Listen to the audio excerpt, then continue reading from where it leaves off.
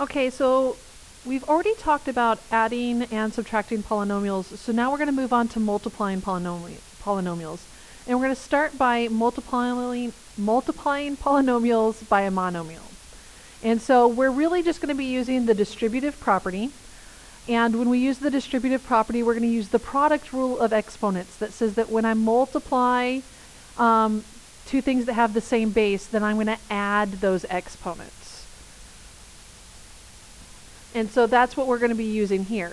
So here I have my monomial 1/2 x squared times the polynomial 8x to the third minus 6x squared plus 10x. So to simplify that, we're going to go ahead and multiply this inside. I'm going to go ahead and do this one at a time. So I'm going to do 1/2 times 8, because those are my regular numbers, or my coefficients. And so 1/2 of 8 gives us 4. And then I'm going to multiply the x squared times x cubed. And since they have the same base of x, we just add those exponents. So 2 plus 3 gives us 5. So that becomes 4x to the fifth. And then I continue distributing to the next term in the polynomial. So 1/2 times -6 would give me -3. And then I multiply the x squared times x squared. Since they're the same base, we add those exponents. And 2 plus 2 gives us 4. And then I distribute to the very last term in the polynomial. So 1/2 times 10 gives me 5. And then we've got the x squared times the x, same base, so we add those exponents. So 2 plus, don't forget there's a little invisible 1 there, so 2 plus 1 gives us 3. And that's our final answer. And that's our final answer because when we were talking about adding and subtracting polynomials, we can only combine them when they're like terms, and since these all are unlike terms, we just stop there. So on the next problem, we're going to do the same sort of thing. We're going to go ahead and distribute to the first term. So 3 times 5 gives us 15. I have an a to the first here and an a to the second here, so we add those to get a to the third. And then I also have a b, but there's no b here, so we just leave it as b. Then I'm going to go ahead and distribute it to my second term, b. So this is really 3 times 1, because there's a 1 in front of that, which is 3. And then an a here, no a's here, so it just stays a. And then a b and a b, so b times b gives us b squared. And don't forget, we're adding exponents, so that's 1 plus 1, and that's how we get the 2. And that's our final answer. So now we'll move on to the next one. Go ahead and distribute it to the first term inside. 5 times 1 is 5. R squared times r becomes r to the third. And s squared, and there's no s's in that term, so it just stays s squared. And then I go ahead and distribute to the second term. And 5 times -3 gives us -15. R squared, there's no r's over here, so it stays r squared. S squared times s becomes s to the third, because again, we're adding those exponents, and there's an invisible 1 right here. And so that is our final answer. Now there is another way to look at multiplying these, and I point it out right now because as we get into bigger and bigger polynomials that we're multiplying, it's nice to have an organized fashion or organized way of multiplying them, and we call that the box method. So if I were to take example B right here and multiply using the box method, what I'd do is I'd create a box, and I would put my first thing that I'm multiplying, 3ab, on one side, and then I'd put the other polynomial on the top. So 5a squared plus b.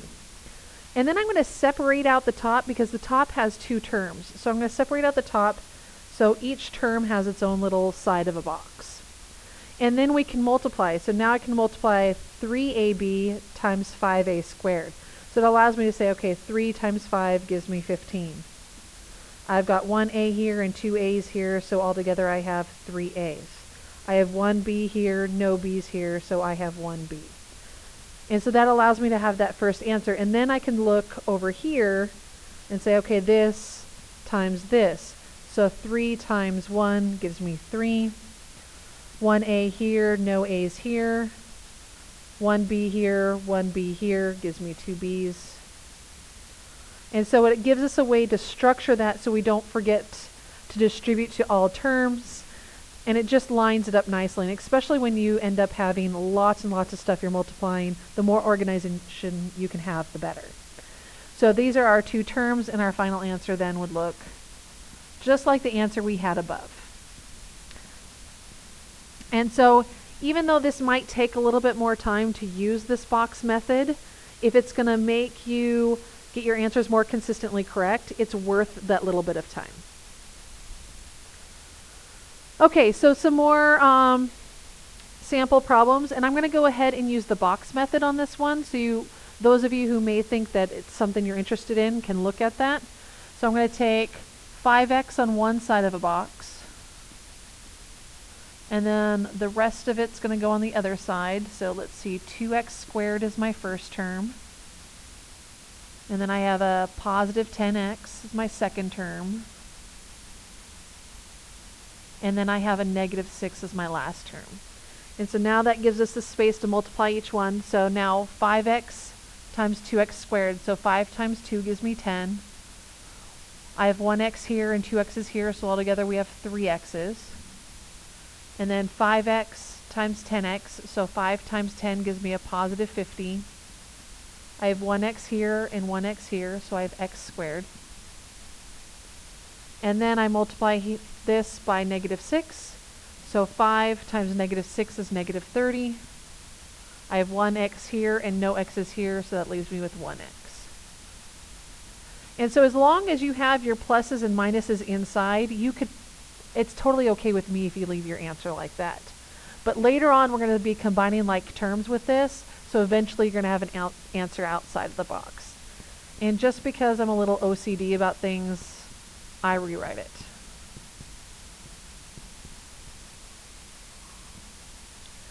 Okay, so let's go ahead and look at the next one. I'm going to do this one using the box method also, so 2x on the side.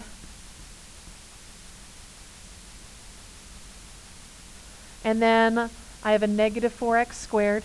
That's my first term. And then a negative 10x.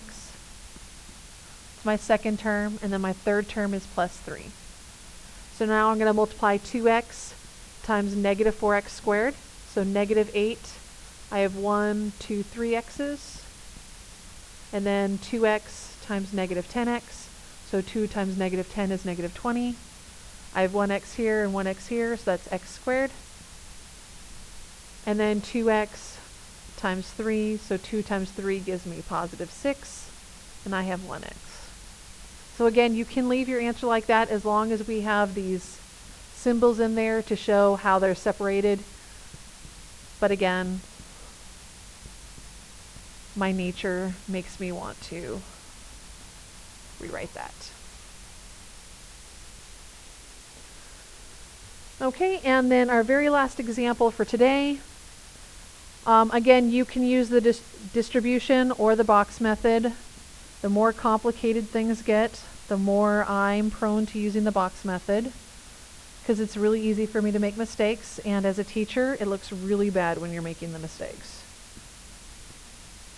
So there's my first term, my second term, and you see how I'm adding in those exponents so that way I don't start getting things confused and use the wrong exponent for each. And then we multiply side and top for each box. So 6 times 1 is 6. 1m and 2m's gives me 3m's. 1n and 1n gives me 2n's. And then 6 times 10 gives me positive 60. 1m and 1m is 2m's. 1n and 2n's is 3n's, and it all sounds the same. And then we multiply here times here, so 6 times negative 2 is negative 12. I have 1m and 1n. And so that's our final answer. And that's what we'll be practicing in class.